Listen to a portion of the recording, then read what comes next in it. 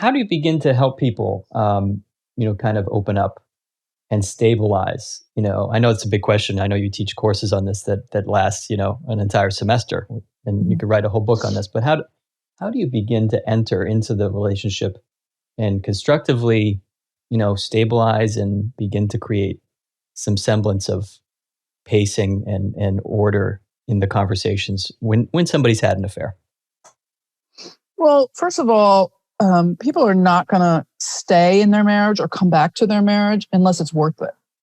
People don't stay just out of duty and responsibility for a long period of time. Like if you're just staying because you're supposed to, eventually you're going to cheat again, or the marriage is going to fall apart. So you have to be able to create a new marriage going forward. Because once someone cheats, the reality is that marriage is over.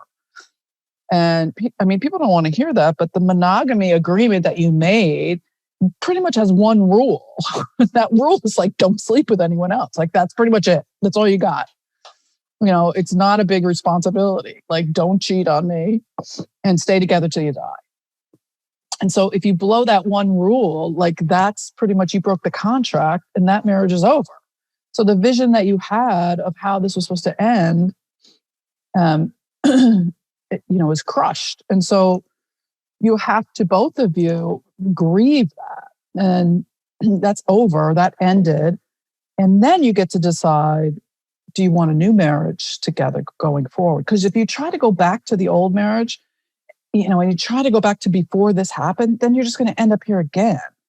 And I think for a lot of couples, that's really the first step. And it's a relief. It's like, okay, well, good, because obviously it wasn't working in the way that we needed it to work, or else we wouldn't be here.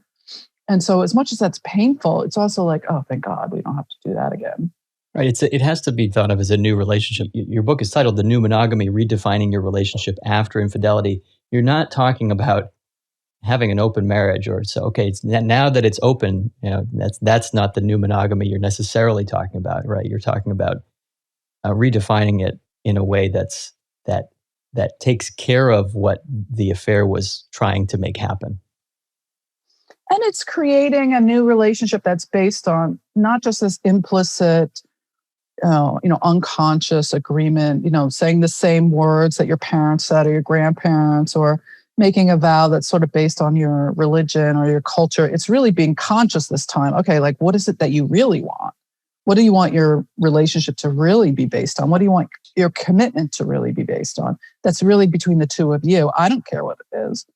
I'm just the person who's going to facilitate the conversation. But I think this time it has to be super conscious, because we make so many implicit assumptions about what monogamy means. Like, are you going to tell each other every time you masturbate? Is it okay to watch porn? Is it okay to have a best friend at work that you tell all your secrets to about your relationship?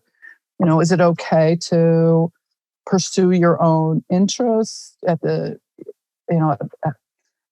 at the sacrifice of spending time with your children? Like, what really does it mean to be in a long-term commitment? Because you don't have those conversations when you get married. Right. And unless you're going to totally open up and be transparent about what you need and what you want, you're not really living in integrity, right? You're kind of split off and compartmentalized about what your needs are. And eventually they're going to come out, and then it's going to feel like a betrayal.